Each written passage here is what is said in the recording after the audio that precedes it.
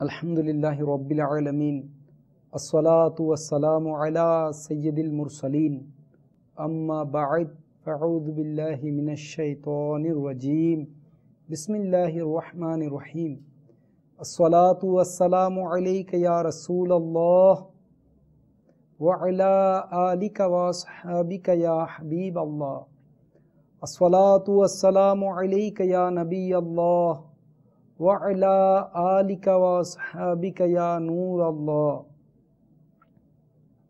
মাদানী চ্যানেলের সম্মানিত শ্রোতাবৃন্দ, গভীর মনোযোগ সহকারে ফেজানে সুন্নতের পেটকা কুফলে মদিনার অধ্যায়ের দর্শ শুনুন, কেননা অন্যমনস্ক হয়ে এদিক সেদিক তাকিয়ে জমিনে আঙ্গুল দিয়ে খেলা করতে করতে, পোশাক চুল নাড়াচাড়া করতে করতে শুনলে এর বরকতসমূহ হাতছাড়া হওয়ার সম্ভাবনা রয়েছে। আমাদের প্রিয় নবী হযরত মুহাম্মদ মুস্তাফা সাল্লাল্লাহু তাআলা আলাইহি ওয়াসাল্লাম ইরশাদ ফরমায়েছেন, আমার প্রতি অধিক হারে দরুদ শরীফ পাঠ করো, নিশ্চয় আমার প্রতি তোমাদের দরুদ শরীফ পাঠ করা তোমাদের গুনাহের জন্য মাগফিরাত স্বরূপ। সল্লু আলাল হাবিব সাল্লাল্লাহু তাআলা আলা মুহাম্মদ সাল্লাল্লাহু তাআলা আলাইহি ওয়াসাল্লাম সালাতান ওয়া সালামান আলাইকা ইয়া সৈয়দি ইয়া মক্কি ইয়া মদনী ইয়া রাসূলুল্লাহ সাল্লাল্লাহু তাআলা আলাইহি ওয়াসাল্লাম। পেটের কুফলে মদিনা লাগিয়ে পানি কম পান করাতে ঘুমও কম আসে, অর্থাৎ ঘুমই শরীরের প্রয়োজন মিটাতে যথেষ্ট হয়ে যায়। এতেই ওই ব্যক্তি সতেজ হয়ে যায়। দাওয়াত ইসলামীর প্রাথমিক অবস্থায় একবার আমাদের মাদানী কাফেলা বাবুল মদিনা করাচি হতে পাঞ্জাব সফরে ছিল। কাফিলায় অংশগ্রহণকারী একজন সাদা দাড়িওয়ালা বুজুর্গ সফররত অবস্থায় আমির এলে সুন্নত বানিয়ে দাওয়াত ইসলামী হজরত আল্লামা মৌলানা মুহাম্মদ ইলিয়াস আত্তার কাদরি দামাত বারাকাতুহুমুল আলিয়াকে বলেছেন, আলহামদুলিল্লাহ আজ্জা ওয়াজাল, 2 দিন হয়ে গেছে, আমার এখনো ওযু রয়েছে। আর তার মরহুম পীর ও মুর্শিদের ব্যাপারে বলেন যে তার পীর 15 দিন পর্যন্ত ওযু থাকত। এসব কিছু পেটের কুফলে মদিনা লাগানো, অর্থাৎ কম খাওয়ার বরকত বা কল্যাণ। কেননা এতে করে শৌচকর্মের প্রয়োজনীয়তা হ্রাস পায় আর ইবাদত ও দ্বীনি মাদানী কাজ করার জন্য খুব বেশি সময় পাওয়া যায়। मैं कम बोलूं कम सूं कम खाऊं या रब, तेरी बंदेगी का मज़ा पाऊं या रब। हज़रत सैयदुना अनस रदियल्लाहु ताला अन्हु हते बर्णित खातुने जन्नत सैयदतुन निसा फातिमातुज ज़हरा रदियल्लाहु ताला अन्हा একদিন রুটির একটি টুকরা নিয়ে সরকারে নামদার সাল্লাল্লাহু তাআলা আলাইহি ওয়াসাল্লাম এর প্রভাব প্রতিপত্তি সম্পন্ন মহান দরবারে হাজির হলেন। মদিনার তাজদার হযরত মুহাম্মদ মুস্তাফা সাল্লাল্লাহু তাআলা আলাইহি ওয়াসাল্লাম জিজ্ঞাসা করলেন, এ টুকরো কোত্থেকে? আরজ করলেন, আমি এ রুটি তৈরি করেছি, আপনাকে ছাড়া খাওয়াটা পছন্দ করলাম না, তাই টুকরাটা নিয়ে এসেছি। আল্লাহ আজ্জা ওয়াজালের হাবিব হাবিবে লবিব জনাবে হযরত মুহাম্মদ মুস্তাফা সাল্লাল্লাহু তাআলা আলাইহি ওয়াসাল্লাম ইরশাদ ফরমালেন, 3 দিন পর এটাই প্রথম খাবার যা তোমার পিতার পবিত্র মুখে প্রবেশ করল। আল্লাহু আকবার। উভয় জাহানের ভান্ডার যার হাতে রয়েছে তার দুনিয়ার প্রতি এরূপ অনাসক্তি, এটা মাহবুবে রব্বে বারি হযরত মুহাম্মদ মুস্তাফা সাল্লাল্লাহু আলাইহি ওয়াসাল্লামের ইচ্ছাধীন ক্ষুধা শরীফ ছিল। অন্যথায় তিনি অন্যদেরকে ঝুলি ভরে ভরে দান করতেন। হযরতে সৈয়দুনা আবু হুরায়রা রাদিয়াল্লাহু তাআলা আনহু বলেন, ওই খোদা আজ্জা ওয়াজালের শপথ যিনি ছাড়া কোনো মাবুদ নাই, আমি ক্ষুধার কারণে কখনো কখনো নিজের পেটে জমিনের উপর চেপে রাখতাম, আবার কখনো কখনো ক্ষুধার কারণে পেটে পাথর বাঁধতাম। একদিন আমি ওই রাস্তায় বসে গেলাম যেটা দিয়ে লোকেরা বাইরে যেত। জানে দো আলম সাল্লাল্লাহু তাআলা আলাইহি ওয়াসাল্লাম আমার পাশ দিয়ে যাচ্ছিলেন। তখন আমাকে দেখে তিনি মুস্কি হাসলেন আর আমার চেহারা দেখে আমার অবস্থা বুঝে গেলেন। বললেন, ও হে আবু হুরায়রা। আমি বললাম, লাব্বাইক ইয়া রাসূলুল্লাহ সাল্লাল্লাহু আলাইহি ওয়াসাল্লাম। ফরমালেন, আমার সাথে এসো। আমি খুশি হয়ে তার পিছনে যেতে লাগলাম। যখন শাহিনশাহ মদিনা, রাহাতে কলব ও সিনা, সাহিবে মুআত্তার মুআম্বার পসিনা হযরতে মুহাম্মদ মুস্তাফা সাল্লাল্লাহু আলাইহি ওয়াসাল্লাম নিজের ঘরে তশরিফ রাখলেন, তখন আমিও অনুমতি নিয়ে ভেতরে প্রবেশ করলাম। সরওয়ারে কায়নাত শাহে মওজুদাত সাল্লাল্লাহু তাআলা আলাইহি ওয়াসাল্লাম একটি পেয়ালায় দুধ দেখে বললেন, এ দুধ কোত্থেকে এসেছে? ঘরের কেউ বললেন, অমুক সাহাবা বা সাহাবিয়া আপনি সাল্লাল্লাহু আলাইহি ওয়াসাল্লামের জন্য উপহার স্বরূপ পাঠিয়েছেন। ইরশাদ ফরমালেন, আবু হুরায়রা। আমি আরজ করলাম, লাব্বাইক ইয়া রাসূলুল্লাহ সাল্লাল্লাহু তাআলা আলাইহি ওয়াসাল্লাম। ইরশাদ ফরমালেন, যাও আহলে সুফফাদের সকলকে ডেকে নিয়ে আসো। হযরতে সাইয়্যিদুনা আবু হুরায়রা রাদিয়াল্লাহু তাআলা আনহু বললেন যে আহলে সুফফাগণ হলেন ইসলামের মেহমান। তাদের না ঘর বাড়ির প্রতি আসক্তি আছে, না ধন দৌলতের প্রতি, আর না তারা কারো সাহায্য গ্রহণ করেন। যখন মাহবুবে রব্বে যুল জালাল হযরতে মুহাম্মদ মুস্তাফা সাল্লাল্লাহু তাআলা আলাইহি ওয়াসাল্লামের নিকট সদকার মাল আসত, তখন তিনি সাল্লাল্লাহু আলাইহি ওয়াসাল্লাম ওই মাল আসহাবে সুফা আলাইহিমুর রিদওয়ানগণদের নিকট পাঠিয়ে দিতেন এবং তিনি নিজে তা থেকে কোনো কিছু নিতেন না।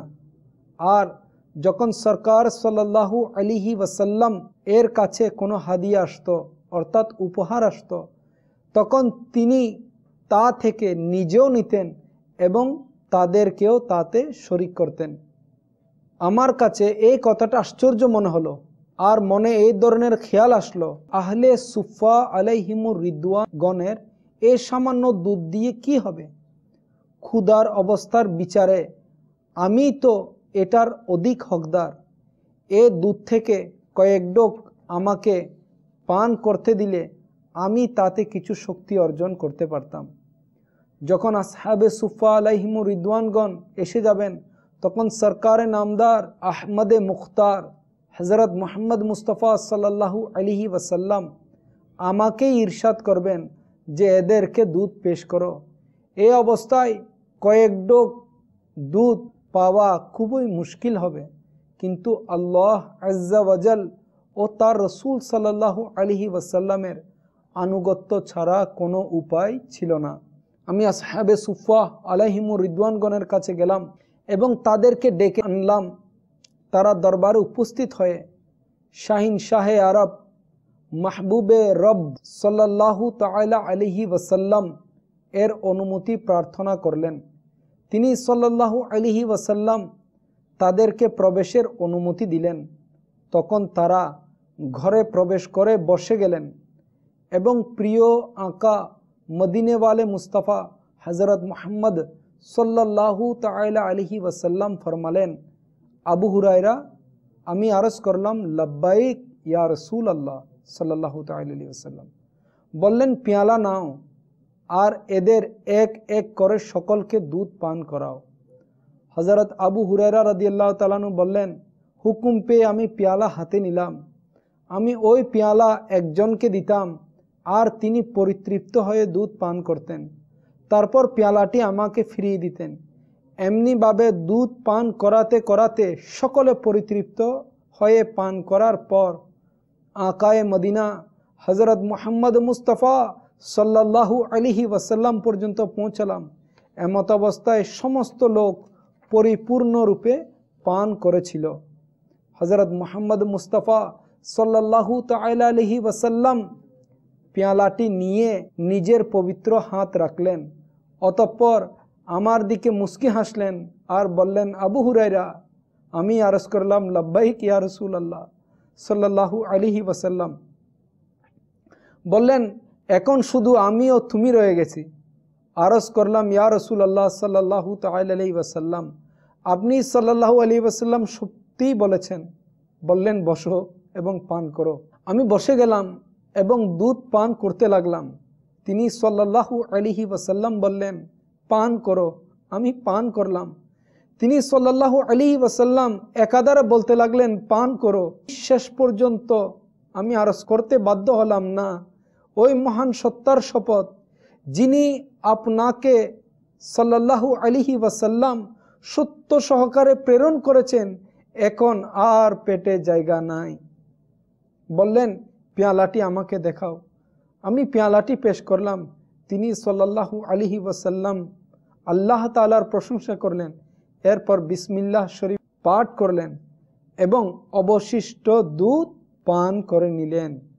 আলহামদুলিল্লাহ আজ্জা ওয়াজাল, এটা সরকারে মক্কায়ে মুকাররমা তাজেদারে মদিনায়ে মুনাওয়ারা হযরতে মুহাম্মদ মুস্তাফা সাল্লাল্লাহু আলাইহি ওয়াসাল্লামের মহান মুজিজা, যে সকল অর্থাৎ 70 জন আহলে সুফা আলাইহিমুর রিদওয়ান মিলেও এক পেয়ালা দুধ সম্পূর্ণ পান করতে পারলেন না। হযরতে সৈয়দনা আবু ইয়াহইয়া মালিক বিন দিনার আলাইহি রাহমাতুল গফফার বলেন, আমি হযরতে সৈয়দনা আবু আব্দুল্লাহ মুহাম্মদ বিন ওয়াসি আলাইহি রহমাতুল্লাহিল নাফি কে বললাম, ওহে আবু আব্দুল্লাহ, ওই ব্যক্তি সৌভাগ্যবান যার কাছে সামান্য খাদ্য থাকে আর তা তার জন্য যথেষ্ট হয়, আর এইভাবে সে মানুষের কাছ থেকে অমুখাপেক্ষী থাকে।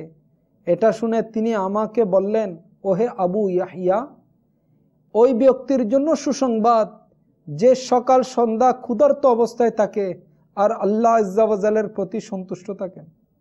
আমিরুল মুমিনিন হযরতে সৈয়দনা উমর ফারুক আজম রাদিয়াল্লাহু তাআলা আনহু বলেন, নিজেকে পেট ভরে খাওয়া থেকে রক্ষা করো, কারণ পেট ভরে খাওয়াটা জীবনের বোঝা স্বরূপ ও মৃত্যুর সময় এটা হবে দুর্গন্ধ।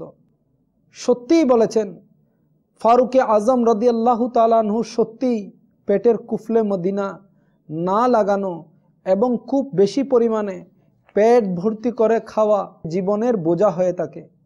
কারণ খানা বেশি খেতে থাকলে এজন্য ব্যয় বেশি করতে হয়, খানার আয়োজনও বেশি করতে হয়, তাই খুব পরিশ্রম করে রান্নাও করতে হয়, অতঃপর খেতেও বেশি সময়ের প্রয়োজন হয়, আবার অনেকক্ষণ ধরে পেটে এটার বোঝাও বহন করতে হয়। অতিরিক্ত খানা খাওয়াতে হজম শক্তিতে বিশৃঙ্খলা সৃষ্টি হয়। সুতরাং এর ফলে কোষ্ঠকাঠিন্য, গ্যাস্ট্রিক, জানি না আরও কত রকমের পেটের কষ্ট সহ্য করতে হয়। মোট কথা, অধিক খাওয়াতে মালপত্র কিনাতেও খরচও অধিক করতে হয়। জিহ্বার স্বল্প সময়ের স্বাদ গ্রহণের পর কণ্ঠনালীর নিচে নেমে যেতেই এর মজা বা স্বাদ লাভের পরিসমাপ্তি ঘটে, আর দীর্ঘদিনের পর্যন্ত পেটের অসুস্থতা আর যন্ত্রণা সহ্য করতে হয়। এছাড়া শরীরে মেদ বেড়ে যাওয়াতে ডাক্তারও ঔষধ ইত্যাদির খরচের বোঝাও বহন করতে হয়। তাই এইভাবে এসব কিছু বোঝা আর শুধু বোঝাই। এমন যদি হতো, অল্পক্ষণের স্বাদের জন্য সারা জীবনের বোঝা বহন ও মৃত্যুর সময় দুর্গন্ধের মতো বিপদ হতে নিজেকে রক্ষার মানসিকতা তৈরিতে যদি আমরা সফলকাম হয়ে যেতাম। বর্ণিত আছে যে যদি তুমি পেট ভরে খাওয়ার অভ্যস্ত হও, তবে ইবাদতের স্বাদ লাভের আশা পোষণ করো না। আর ইবাদত ছাড়া অন্তরে নূর কিভাবে সৃষ্টি হবে? আর যদি ইবাদতই স্বাদহীন হয়, তবে ওই ধরনের ইবাদতের মধ্যে কিভাবে অন্তরে নূর আসবে? হযরত সৈয়দনা আবু হুরায়রা রাদিয়াল্লাহু তাআলা আনহু বলেন, আমি ক্ষুধার কারণে আমার এই অবস্থাও দেখেছি যে মদিনার তাজওয়ার মাহবুবে রব্বে আকবর হযরত মুহাম্মদ মুস্তাফা সাল্লাল্লাহু তাআলা আলাইহি ওয়াসাল্লাম এর মিম্বরে মুনাওয়ার ও উম্মুল মুমিনিন হযরতে সৈয়দাতুনা আয়েশা সিদ্দিকা রাদিয়াল্লাহু তাআলা আনহা এর পবিত্র হুজরার মধ্যখানে বেহুশ হয়ে পড়ে যেতাম। কোনো লোক আসতো আর আমার গর্দানের উপর পা রেখে দিত সে মনে করত যে আমার মস্তিষ্ক বিকৃতি ঘটেছে, অথচ আমার মস্তিষ্ক বিকৃতি ইত্যাদি কিছুই হতো না। এই অবস্থা ক্ষুধার কারণে হতো। আলহামদুলিল্লাহ আজ্জা ওয়াজাল তবলিগে কোরআন ও সুন্নতের বিশ্বব্যাপী অরাজনৈতিক সংগঠন দাওয়াত ইসলামীর সুবাসিত মাদানী পরিবেশে এইভাবে অসংখ্য সুন্নত শিক্ষা অর্জন ও শিক্ষা প্রদান করা হয়।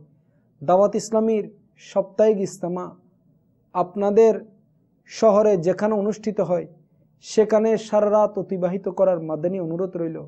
আশেকানে রসুলদের সাথে সুন্নত শিকার জন্য মাদানী কাফেলা সময়ে সফর এবং প্রতিদিন ফিকরে মদিনা করার মাধ্যমে মাদানী ইনামতের রিসালা পূরণ করে নিজ জিম্মাদারের নিকট জমা করানোর অভ্যেস গড়ে তুলুন। ইনশাআল্লাহ আজ্জা ওয়াজাল এর বরকতে সুন্নতের অনুসরণ, গুনাহের প্রতি ঘৃণা এবং ঈমান হিফাজতের মন মানসিকতা সৃষ্টি হবে। আমাদের প্রত্যেকের এই মন মানসিকতা হওয়া উচিত যে আমাকে নিজের এবং সারা দুনিয়ার মানুষের সংশোধনের চেষ্টা করতে হবে। ইনশাআল্লাহ আজ্জা ওয়াজাল নিজের সংশোধনের জন্য মাদানী নিয়ামতের উপর আমল এবং সারা দুনিয়ার মানুষের সংশোধনের জন্য মাদানী কাফেলায় সফর করতে হবে। अल्लाह करम ऐसा करे तुझ पे जहाँ में ए दावत इस्लामी तेरी धूम मची हो। आमीन बिजाहिन नबील आमीन सल्लल्लाहु तआला अलैहि वसल्लम। सल्लु अलल हबीब सल्लल्लाहु तआला अला मुहम्मद सल्लल्लाहु तआला अलैहि वसल्लम।